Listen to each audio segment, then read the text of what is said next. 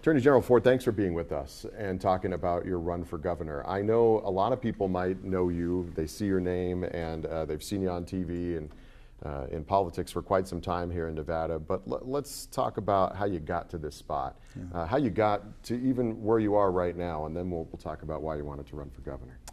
Yeah, well, I've been in Nevada on and off for 23, 24 years. We've raised our 3 sons and my nephew here, all through the public schools here in Nevada, and you know, we love it. Home is Nevada.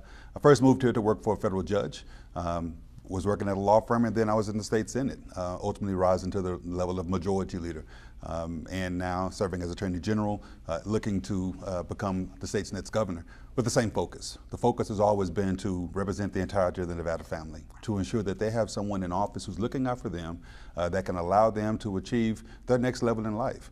Right now, we know that things are too expensive. We know that under this Lombardo-Trump economy, housing is too expensive, healthcare is too expensive, gas is too expensive, groceries are too expensive. And what Nevada needs right now is a governor who's going to put them first and to focus on those issues. This affordability crisis needs to come to an end, and I'm the one to try to make it happen. I was taking a look at your website and reading up about you a little bit and your past. You know, we talk about affordability, and we'll go deeper into that, but not everybody, people think that just because you're in elected office, maybe you don't understand what it's like to be out there on a daily basis. And I know that you had a son, you were a single father for a while, and you had to struggle on your own when you were going to college. That gives you some background on what folks are dealing with on a daily basis. Look, I feel this personally. You talk about me being a single father, but before that, and before I even knew what the word affordability meant, I knew that my parents couldn't always afford food. My father worked at a grocery store, and one day dumping out some fruits and vegetables, found a big box of stale candy bars that were being thrown away because the store couldn't sell them. But the Fords got to eat. So my dad bought home these stale candy bars, and for weeks my brother and I ate those candy bars for dinner or for lunch and until the box was empty. And to this day, I keep my favorite candy bar from that era, the Skor bar, S-K-O-R. I keep one on my nightstand. I keep one on my desk at home, my desk at work, in every office that I have in the state. And I do it on purpose and by design to remind me of where I come from, what struggle looks like. I see it when I wake up, that Skor bar. It's the last thing I see when I go to bed at night. I see it all throughout the day. And again, it's a reminder of what people in our state are going through right now. You mentioned that I was a single father. I went from eating a stale Skor bar to becoming a single father, almost dropping out of college. But ultimately, welfare enabled me to make it through. I was on Section 8 housing. I was on Medicaid. That's what kept my son and me healthy. I was on food stamps. They call it SNAP now. That's what kept my son and me fed. And so when you hear about this big, beautiful bill that they call it, I have a different understanding of what that does, that's taking 100,000 Nevadans off of Medicaid and getting kicked off their health care. I know what that means because I experienced that lifeline. When 500,000 Nevadans, 500,000 of them, were going to lose their SNAP benefits during Thanksgiving, while Joe Lombardo was in Washington, D.C. at a $5,000 a play fundraiser, I was in court saving that because I understand that those SNAP benefits are lifelines that are necessary. It was my lawsuit that brought that money back into the state, and it's because I understand what they need. Speaking of that, since you brought it up, I mean, there are opponents, the people I've interviewed for this job, you know, have said that they believe that suing the Trump administration is a waste of time, that we shouldn't have done it. What do you say to that? Well, your governor says that my lawsuits are unfortunate. The unfortunate part is that he doesn't recognize how important these lawsuits are. It's been my lawsuit that has ruled, got the tariffs ruled unconstitutional. Now, these are tariffs that Joe Lombardo has said from the beginning we should feel a little pain from. These are tariffs that he should have stood up and spoke out against the Trump administration, but he did not, because he kowtows, because he capitulates, as he is doing right now. Instead, I knew that those were unlawful. I went to court and we won. $1,700. That's how much money was stolen from Nevadans. You know, that's a tax on Nevada families, and I'm not going to stop until they get that money back.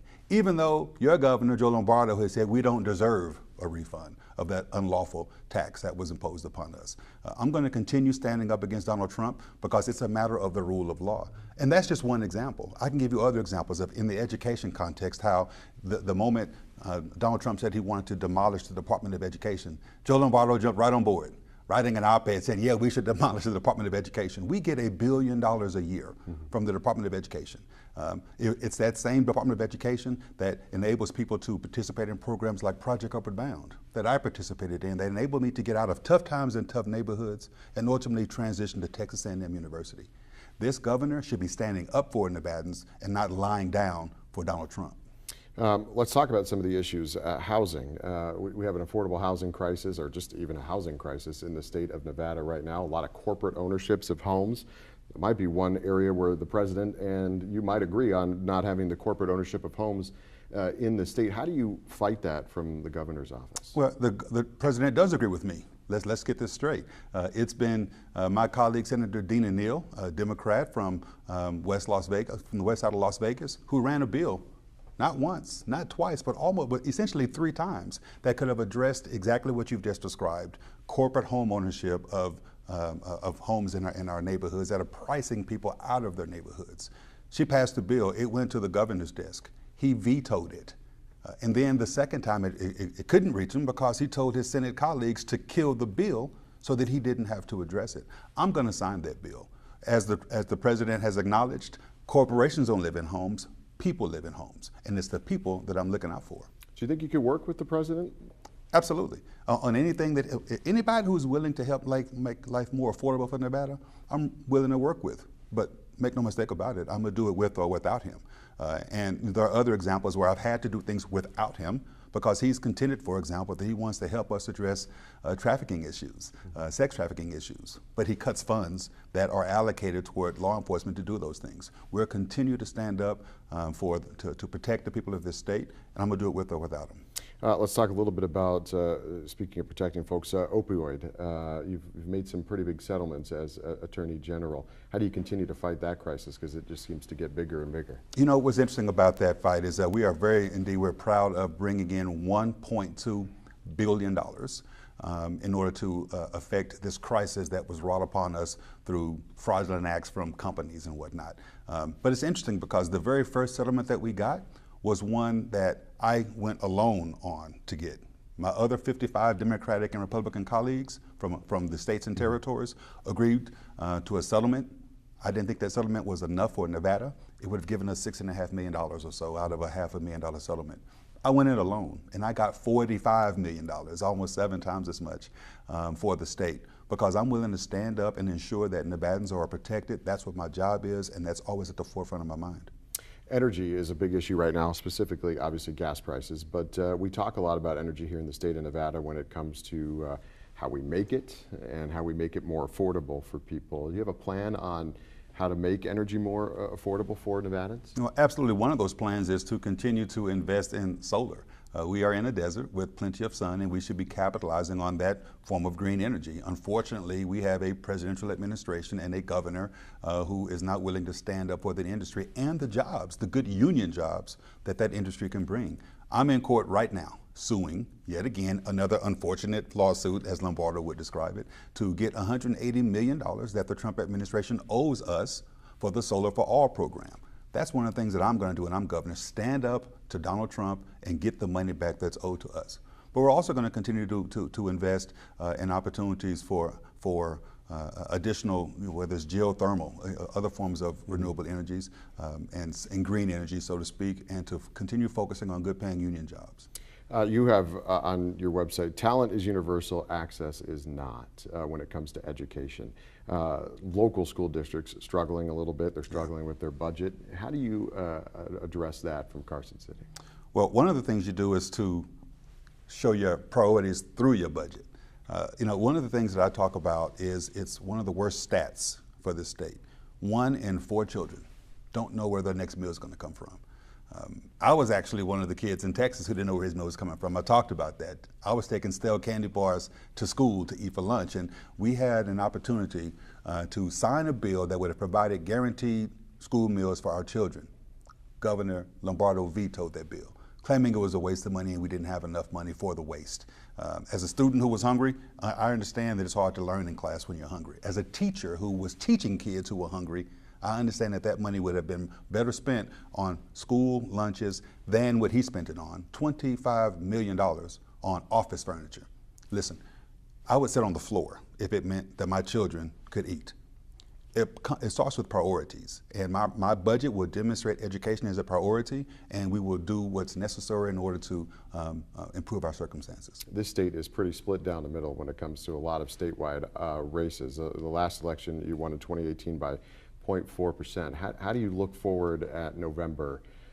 Is it going to be another tight one, or are people ready for change in Nevada? Well, let's be clear. In 2018, I won by 0.47 percentage points. In 2022, I won by more than anybody else running statewide. I won by almost 8 points. That's unheard of in our state, especially for a Democrat. But it demonstrates the type of work that we have done that was rewarded with votes from all across the state. I'm the first Democrat in over a decade to win a rural county. And again, that's a reflection on the work that we've done as Attorney General. Nevadans know who I am from the perspective of standing up for what's right, irrespective of what political punditry may say, irrespective of political blowback, because I'm here to represent the people. And I talk to people in every corner of our state. I was on a 17-county tour, 18 stops, speaking to people from urban, rural, suburban. It didn't matter the demographic. Democrat, Republican, independent, man, woman, black, Latino, Asian, Native American, it did not matter. I heard the same themes rise to the top. Most folks just want a good job, to buy a home in a safe neighborhood, where the schools are preparing their kids for careers or for college, where the healthcare system is available to them and affordable, and through all of that, David, to be treated with humanity, dignity, and respect. And that's irrespective of demographics. That's what my Affordable Nevada plan will bring to the governor's office, and that's what I intend to enact. In the last couple of minutes we have left of this little segment here, what else do you want people to know about you in the state? I want them to know that I understand their pain, that I feel their pain.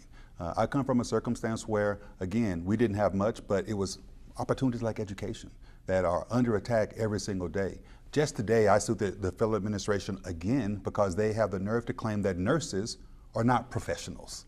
We have a healthcare shortage here in our state. And by declaring they're not professionals, he's limiting how much they can borrow to go to college. I understand how education can get you to your next level. I understand what it's like to ensure that individuals are capable of getting a job, to buy that home, to feed their children. And I'm going to do everything that I can to make things more affordable and more attainable for Nevadans. That's my first focus. Beyond affordability, you brought that up, and we do have that issue here in this state of healthcare shortage, whether it be specialists or nurses or what. How do you address that? I mean, some of it, as you mentioned, is the affordability. Other is just getting people to want to come here and stay here and realize this is a place to live. You know what's interesting is I told you I had a son in college and we were on Medicaid. We use a hashtag these days. We've gone from Medicaid to medical doctor. You see, the son I had in college is now a medical doctor. Went to Georgetown University. He's doing his residency down in Florida in emergency medicine. And I want him to come home. And the best way to induce these young doctors to come home is to demonstrate that we are open to receiving them and not rejecting them when they're looking for opportunities to relocate, and to ensure that they have funds to help pay off student loans, for example. These are some of the concepts that we are battering around. My youngest son, who is in college right now, wants to be a doctor as well. I want to get him home as well. And that's one of the planks that we put into our healthcare platform, so to speak, that touches on the healthcare issues we have in our state. No pressure from dad, though, huh? Yeah, no pressure, no pressure. Not the normal pressure, just to live near dad. Yeah, come on home. We need you to come home, we need doctors.